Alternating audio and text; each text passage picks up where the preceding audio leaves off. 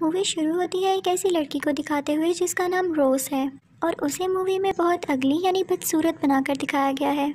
उसको ग्लासेस लगी हुई हैं, उसके मुंह पर काफ़ी निशान है और वो कुछ ज़्यादा प्यारी नहीं है। उसमें कॉन्फिडेंस भी नहीं होता क्योंकि वो ये समझती थी कि शायद वो प्यारी नहीं है और लोग भी उसका मजाक उड़ाया करते थे। रोज़ एक फैशन डिज़ाइनर होती है और ये बहुत अच्छे अच्छे डिज़ाइंस बनाया करती थी क्योंकि ये काफ़ी टैलेंटेड भी थी।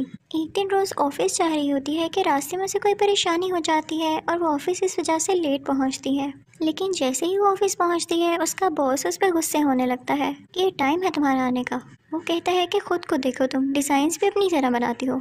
जिसको सुनकर वहाँ पर सारे खड़े लोग हंसने लगते हैं। लेकिन एक ऐसी लड़की होती है जो कि खामोश रहती है। वो एक मॉडल थी और रोज़ की बेस्ट फ्रेंड थी। वो रोज़ से बहुत प्यार करती थी। अब लंच टाइम होता है। रोज़ बैठकर अपना लंच कर रही होती है कि तभी उसके पास एक लड़का आता है जिसका नाम ब्रेड होता है। वो उससे कहता है कि क्या तुम मेरे साथ पार्टी में चलोगी। जिसको सुनकर रोज़ काफ़ी कंफ्यूज हो जाती है, लेकिन उसकी बेस्ट फ्रेंड कहती है कि ये अच्छा मौका है, तुम अच्छे से कपड़े पहनना और ज़रूर जाओ उसके साथ।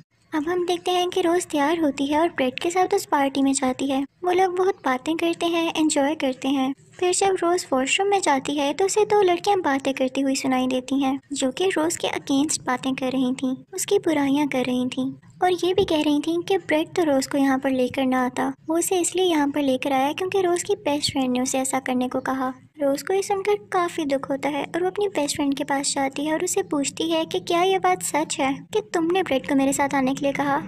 तो उसकी दोस्त कहती है कि हाँ ये सच है, लेकिन मैंने इसीलिए कहा कि तुम अपनी ज़िंदगी एंजॉय कर सको, तुम कहीं भी तो नहीं जाती हो, तुम मेरी बात का गलत मतलब ना लेना। लेकिन रोज़ ये सुनकर काफ़ी दुखी हो चुकी थी, इसलिए वो वहाँ से बाहर निकल आती है और अपने स्कूटर पर वहाँ से जाने लगती है। लेकिन रास्ते में उसका किसी कार के साथ एक्सीडेंट हो जाता है जिसकी वजह से वो बहुत बुरी तरह ज़ख्मी हो जाती है। उसकी बेस्ट फ्रेंड ये देख के बहुत ज़्यादा सैड हो जाती है, पागल हो जाती है और उसे हॉस्पिटल लेकर आती है। रोज़ को बहुत गहरी चोटें आई थीं। उसके जिस्म पर हर तरफ पट्टियाँ हुई हुई थीं, बैंडेजेस लगे हुए थे। रोज़ एक हफ्ते बाद जागी थी। जब उसके फेस से उसकी पट्टी उतारी जाती है तो वो ये देखते हैं कि उसका फेस बिल्कुल डिसफिगर हो चुका है, ख़राब हो चुका है। और रोज़ भी जब ये देखती है तो उसे यकीन नहीं आता कि ये उसके साथ क्या हो गया।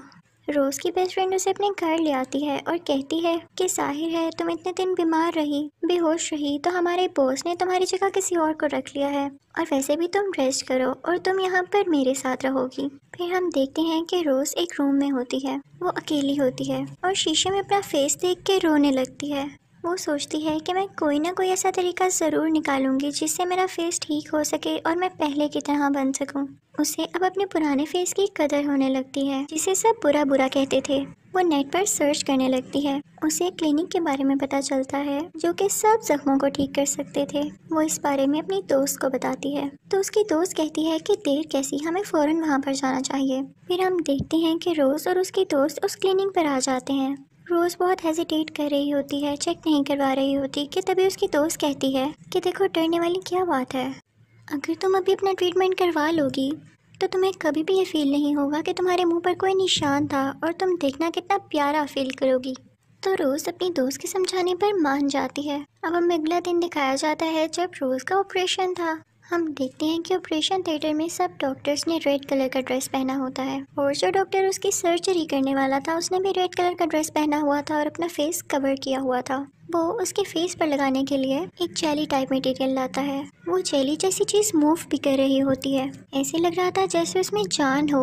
सर्जरी के बाद रोज़ अपने घर आ जाती है और जब रात को उसकी आंख खुलती है तो वो अपनी पट्टियाँ उतारने लगती है। उसका फेस अब बिल्कुल ठीक हो चुका था और रोज़ ये देखकर खुश हो जाती है। उसे यकीन नहीं आता, वो अपने फेस पर हाथ लगाने लगती है और अब वो पहले से भी ज़्यादा प्यारी हो गई थी। लेकिन अब उसकी बॉडी में कुछ चेंजेस आने लगे थे। उसे अब भूख ज़्यादा लग रही थी।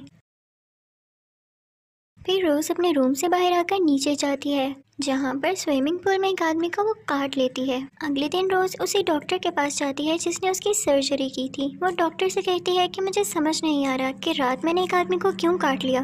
तो डॉक्टर कहता है कि परेशानी वाली बात ही नहीं है, तुम्हें हेलुसिनेशंस हो रही हैं, विजन्स आ रहे हैं, तुम खुद से ही चीज़ें देख रही हो, बस तुम अपनी मेडिसिन पूरी लो और देखना तुम जल्दी हील हो जाओगी, ठीक हो जाओगी। लेकिन रोज़ को नहीं ये लगता कि ये उसके विजन्स थे। खैर वो इस बात को इग्नोर कर देती है और डॉक्टर से कहती है कि मुझे भूख भी बहुत ज़्यादा लग रही है। तो डॉक्टर उसे कहता है कि मैंने जो आपको रेड बॉटल में चीज़ दी है वो पी लिया करें, उससे आपकी भूख को फ़र्क पड़ेगा। ये आफ्टर सर्जरी साइड इफ़ेक्ट्स होते हैं। डॉक्टर उसे ये भी कहता है कि परेशान ना हुआ करें आप, ये नॉर्मल है। तो रोज़ भी समझ जाती है कि ठीक है, मुझे नहीं होना चाहिए परेशान, क्योंकि वो अब अपनी ब्यूटी को लेकर काफ़ी ज़्यादा खुश थी।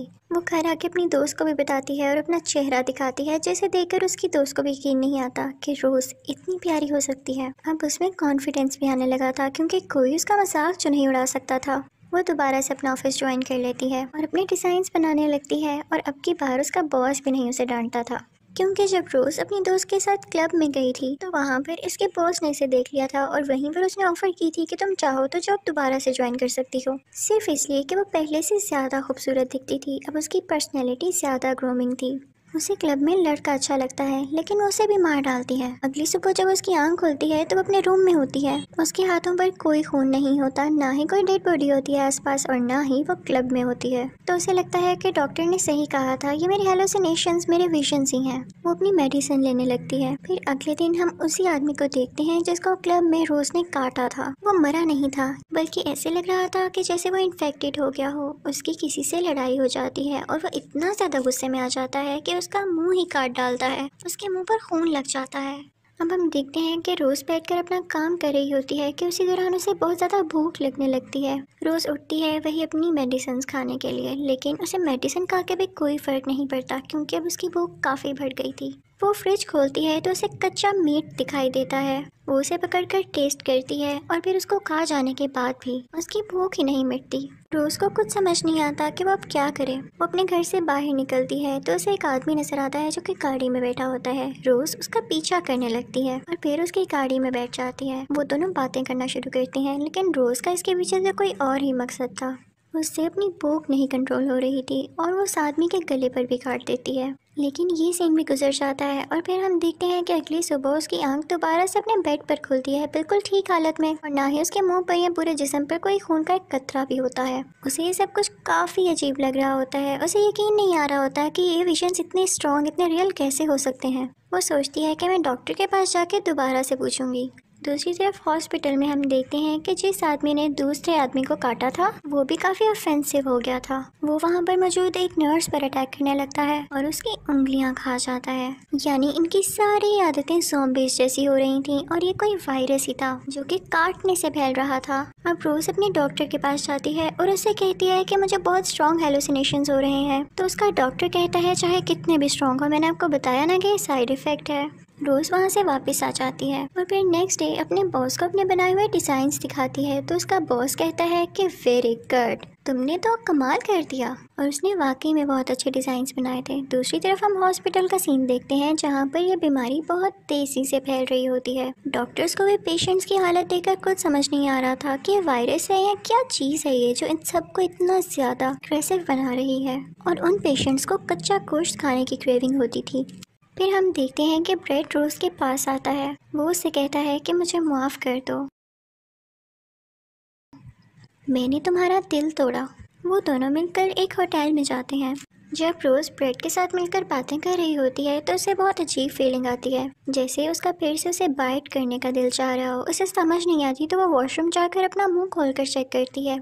जो वो देखती है देख के हैरान रह जाती है कि उसके मुंह में और ज़्यादा दांत उग रहे थे और उसके मुंह में ब्लड भी लगा हुआ था। वो बहुत परेशान हो जाती है और वहाँ से निकल जाती है कि तभी वहाँ पर वो आदमी आ जाता है जिसे रोज़ ने बाइट किया था गाड़ी में। वो रोज़ पर ही अटैक कर देता है। दूसरी तरफ हम देखते हैं कि हॉस्पिटल की सिचुएशन काफ़ी ख़राब होती है।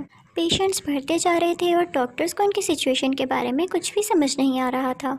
लेकिन रिसर्च करने पर उन्हें पता चलता है कि ये वायरस एक दूसरे को काटने से फैलता है, और लोग इसमें इतने ज़्यादा इन्फेक्टेड हो जाते हैं कि उन्हें होश ही नहीं रहती कि वो किसको काट रहे हैं। उनसे अपनी भूख ही कंट्रोल नहीं होती, और इसी तरह रोज़ को भी जब भूख लगती है तो वो ज़मीन पर गिर जाती है, और ये होते हुए एक आदमी देख लेता है तो वो रोज़ की हेल्प करने जाता है। लेकिन रोज़ की बॉडी से एक टेंटिकल निकलता है जो कि उसे मार डालता है।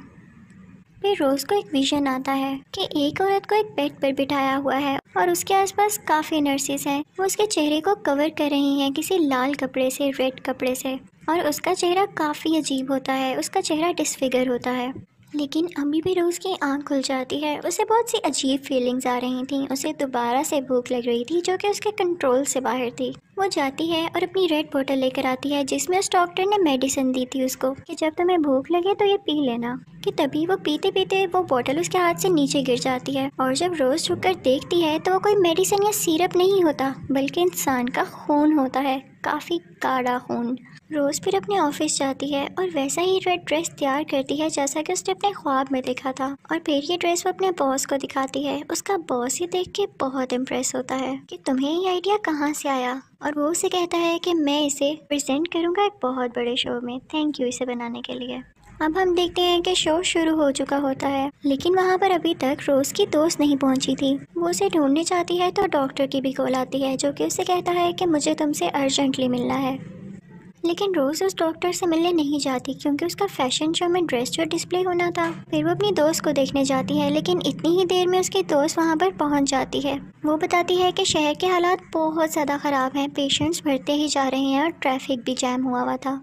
तो मैं किसी दूसरी तरह आई हूँ और वहाँ पर मुझे एक औरत मिली जिसने मेरे हाथ पर काट लिया। अब मैं क्या करूँ? असल बात तो ये थी कि अब वो भी इन्फेक्टेड हो चुकी थी क्योंकि जिस औरत ने उसे काटा होगा वो भी ज़ॉम्बी की तरह होगी। उस दौरान हम देखते हैं कि रोज़ को यहाँ पर भी फिर से भूख लगने लगती है और वो ज़मीन पर गिर जाती है। दो लोग उसके पास से गुजरते हैं तो उसकी मदद करने के लिए आगे बढ़ते हैं लेकिन रोज़ को पता नहीं क्यों गुस्सा आ जाता है और वो अपने टेंटिकल्स बाहर निकाल लेती है और वो उस टेंटिकल से उन दोनों लोगों को मार देती है। ये सब ब्रेड देख लेता है और उसे वहाँ से उठाकर ले जाता है। वो उससे कहता है कि तुम अपने डॉक्टर के पास चली जाओ लेकिन वो मना कर देती है क्योंकि फैशन शो अब शुरू होने वाला था। अब हम देखते हैं कि सबके ड्रेसेस डिस्प्ले किए जाते हैं और जब बारी आती है उस ड्रेस की जिसको रोज़ ने बनाया था तो उसे उसकी जो बेस्ट फ्रेंड होती है वो पहनकर रैंप पर आती है। उसका बनाया गया ड्रेस बहुत यूनिक लग रहा था लेकिन चलते चलते उसकी दोस्त बहुत ज़्यादा एग्रेसिव हो जाती है और एक औरत को काट देती है जिसकी वजह से उसके मुँह पर काफ़ी ज़्यादा खून लग जाता है और फिर वो तेज़ी से बढ़ती है अपनी बॉस की तरफ और उसे भी काट लेती है। और इसके बाद रोज़ की दोस्त वहाँ पर गिर जाती है और फिर तभी वहाँ पर वो आदमी आता है जिसे रोज़ ने अपने टेंटिकल से नीचे